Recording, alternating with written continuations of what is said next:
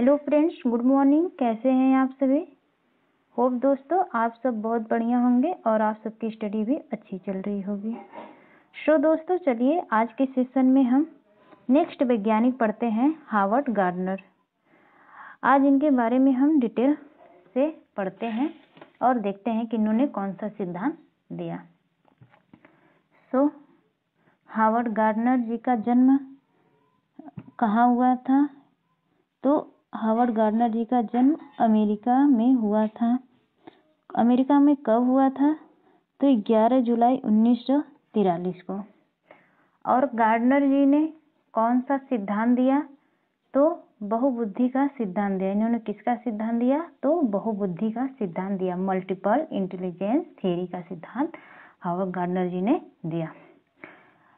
इनका एक famous book है, वो बुक क्या है? तो फ्रेम ऑफ माइंड। इनका जो फेमस बुक है वो कौन सा है? Frame of mind. इनकी विचारधारा क्या थी? हावर्ड गार्डनर की विचारधारा क्या थी? तो बुद्धि में केवल एक तत्व सम्मिलित नहीं होता बल्कि एक से अधिक तत्व सम्मिलित होते हैं। इन्होंने बताया कि हमारी बुद्धि में केवल एक तत्व सम्मिलित नहीं है, बुद्धि में अनेक तत्व सम्मिलित होते हैं।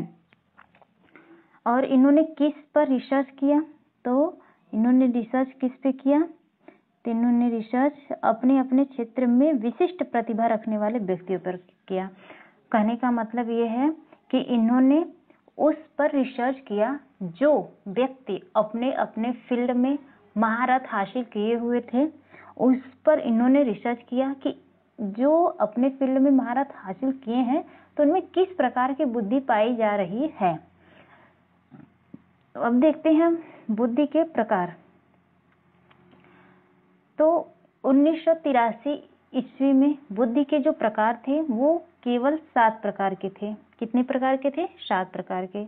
लेकिन 1989 में कुछ परिवर्तन किया गया और एक नया बुद्धि जोड़ा गया जिसे हम प्राकृतिक बुद्धि के नाम से जानते हैं।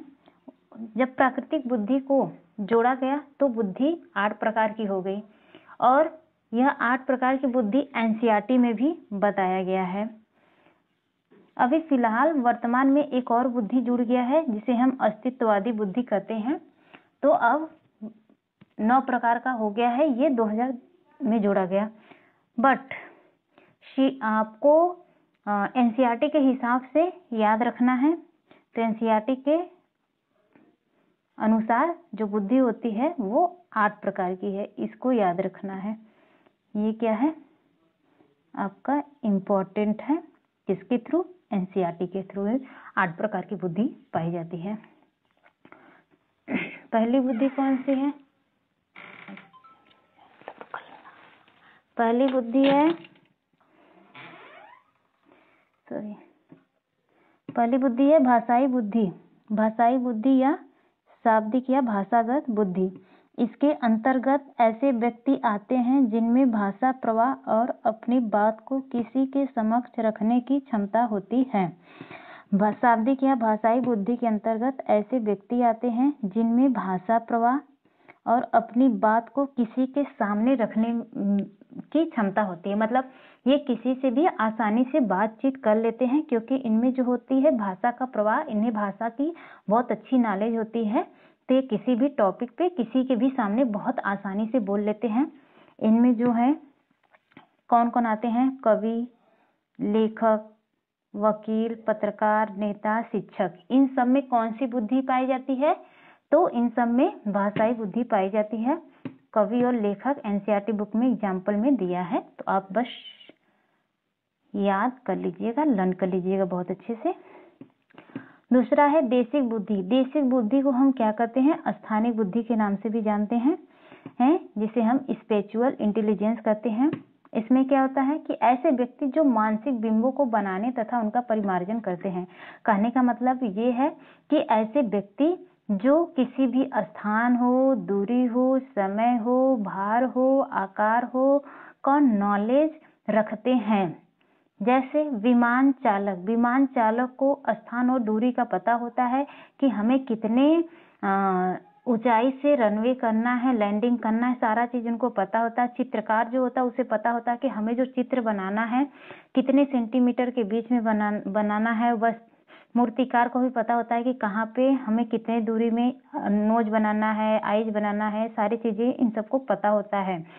तो इस प्रकार के व्यक्ति में जो होता है वो बेसिक बुद्धि पाई जाती है। शारीरिक बुद्धि, शारीरिक बुद्धि किसमें पाई जाती है? तो जो व्यक्ति अपने शरीर या अंग के लोच का उपयोग करता है। कहने का मतलब वे व्यक्ति जो अपने शरीर का ज्यादा प्रयोग करते हैं, तो इस प्रकार वाले व्यक्ति में शारीरिक बुद्धि, बॉडीली इंटेलिजेंस पाई जाती है। जैसे dancer, sport person, gym trainer, धावक, खिलाड़ी, अभिनेता, अभिनेत्री, इन सब में जो होता है वो शारीरिक बुद्धि पाई जाती है। संगीतात्मक बुद्धि किसमें पाई जाती है? तो म्यूजिकल इंटेलिजेंस किसमें पाई जाती है? तो संगीत के प्रति, वे व्यक्ति जो संगीत के प्रति रुचि रखने वाले होते हैं उनमें संगीतात्मक बुद्धि पाई जाती है। इसके अंतर्गत संगीतकार और वाद्य यंत्र बजाने वाले व्यक्ति, वे व्यक्ति जो संगीतकार होते हैं और जो वाद्य यंत्र बजाते हैं उनमें कौन सी बुद्धि पाई जाती है? तो उनमें संगीतात्मक बुद्धि पाई जाती है। तार्किक बुद्धि, ऐसे व्यक्ति जो जिनके या इनके अंतर्गत, मतलब तार्किक बुद्धि के अंतर्गत वैज्ञानिक चिंतन और समस्या समाधान से कौशल परिपूर्ण व्यक्ति आते हैं। मतलब कहने का है कि वे व्यक्ति इसके अंतर्गत आते हैं जो वैज्ञानिक मतलब खोज से रिलेटेड सोच थिंकिंग रखते हैं और जो कौशल से परिपूर्ण होते हैं। तो इनमें कौन कौन आते हैं? आपको वैज्ञानिक आ जाएंगे और गणितज्ञ आ जाएंगे, दार्शनिक आ जाएंगे, ये सब, क्योंकि ये लोग तर्क वितर्क करते रहते हैं। मान लीजिए कोई चीज का ये लोग खोज कर रहे हैं, तो अगर वो रिसर्च कर रहे हैं तो फिर उस पर वे तर्क करेंगे, वितर्क करेंगे कि क्या ये चीज सही है या गलत है, ऐसी चीजें ये लोग करते रहते हैं। तो इस प्रकार के व्यक्ति में कौन सी बुद्धि पाई जाती है? तार्किक बुद्धि पाई जाती है। अब नेक्स्ट है अंतःवैयक्तिक बुद्धि। अंतःवैयक्तिक मतलब इंट्रापर्सनल इंटेलिजेंस। दोस्तों यहाँ पे आप लोग इसका इंग्लिश वर्जन याद रखिएगा, क्योंकि हिंदी में ये थोड़ा डिफरेंट वाक्य लिख देता है तो हम शायद कंफ्यूज हो जाएंगे, इसीलिए इंट्रापर्सनल इंटेलिजेंस याद रखिएगा। इंट्रापर्सनल, इंट्रा मतलब अपने आप को, ठीक है। यहाँ पे ट्रिक याद रखिएगा कि इंट्रा मतलब क्या?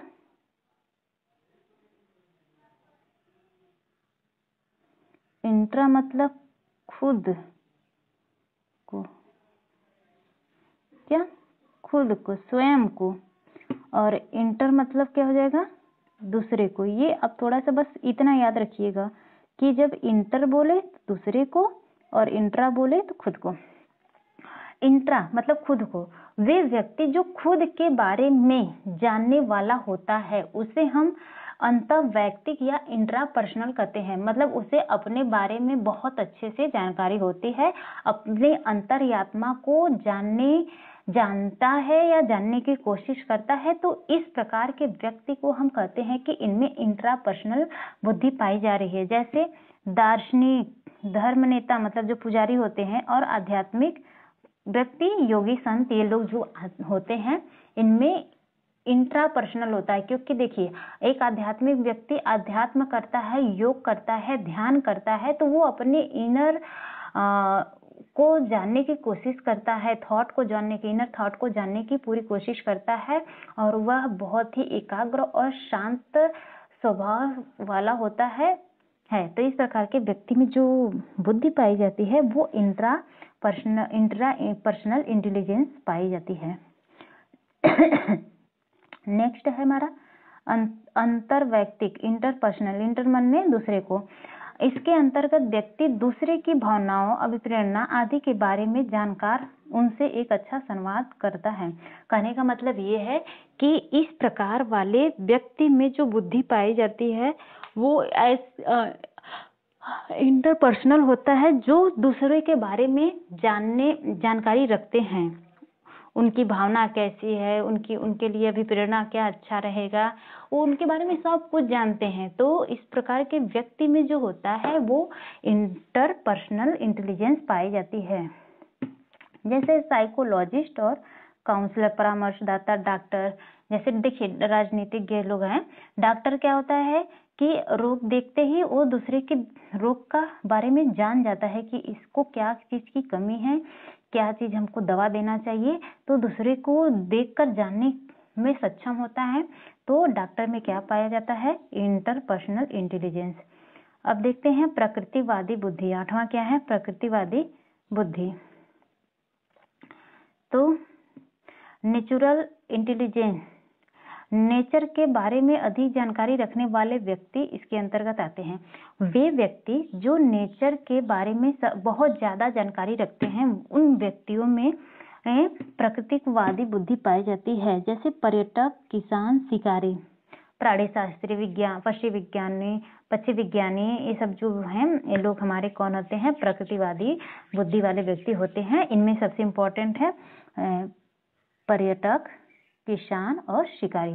पर्यटक, किसान, शिकारी। जैसे देखिए एग्जाम्पल में हम बता रहे, मान लीजिए किसान है, खेती करता है, तो उसे पता होता है, मानसून का पूरा अच्छे से जानकारी होता है, प्रकृति का पूरा अच्छा जानकारी होता है कि बारिश कब होगी, कब गर्मी पड़ेगा, कब क्या होगा, कब फसल हम कौन सा उगाएं कि ज्यादा रिजल्ट मिलेगा, हमको उपज मतलब ज्यादा होगा। तो वो किसान बहुत अच्छे से प्रकृति से जुड़ा हुआ होता है। बादल हो रहा है तो उसे पता होता है कि नहीं अब बारिश होगा, तो ये सब चीजें उनको बहुत अच्छी पता होती है। शिकारी जो है उसे पता होता है कि इस मतलब शिकार के बारे में बहुत अच्छी जानकारी होती है, प्रकृति से रिलेटेड उसके पास सारी जानकारी होती है। तो इस प्रकार के व्यक्तियों में जो होता है वो प्राकृतिक बुद्धि पाई जाती है। यहाँ तक बहुत इम्पोर्टेंट थे, आप लोग बहुत अच्छे से याद कर लीजिएगा। और ये नेक्स्ट है, लास्ट है, जो कि अभी सीटेट के एग्जाम में कभी पूछा नहीं गया है, बट जानकारी के लिए बता देते हैं। अस्तित्ववादी बुद्धि, इसके अंतर्गत संसार में छिपे रहस्यों को जानने वाले व समझने वाले की क्षमता पाई जाती है। इसके अंतर्गत वास्तविकता को जानने की क्षमता पाई जाती है। मतलब वे व्यक्ति जो इनमें वास्तविकता को जानने की क्षमता पाई जाती है, उनमें अस्तित्ववादी बुद्धि पाई जाती है। जैसे दार्शनिक और चिंतक मतलब थिंकर, जो चिंतन करते रहते हैं कि कैसे क्या है, तो उनमें क्या होती है कि अस्तित्ववादी बुद्धि पाई जाती है। सो दोस्तों, कैसा लगा आप सबको सेशन? अगर सेशन अच्छा लगा हो तो चैनल को subscribe and like and share जरूर करिएगा। धन्यवाद दोस्तों।